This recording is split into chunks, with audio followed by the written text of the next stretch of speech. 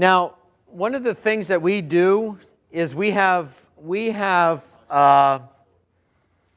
in our assembly drawings, we have assembly notes that we've got in there.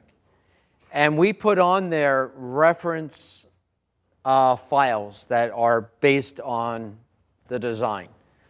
So that would be the example down here of the reference files. Let me see if I did that. Yeah, so this would be the example of a reference file. I should have brought that up higher. But so what we do, instead of having specific information in the template, we put the parameters. So what are we after? Well, we're after the printed circuit board. We want the variant name, maybe the PCB number, the PCB rev. All right? So we're pulling out the PCB-A, the PCB number, and the PCB rev that we're running there.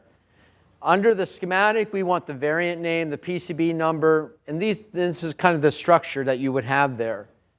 So you can say equal. Every time you have an equal sign, you're saying equal to the parameter. So it will then pull up the parameter information each time. Now, if you do typos in your templates that your parameters do not match your base information, for example, if you have, for example, your variant name under your variant area, and here in this document you put variant something else, it won't match. All right, it's got to be exact.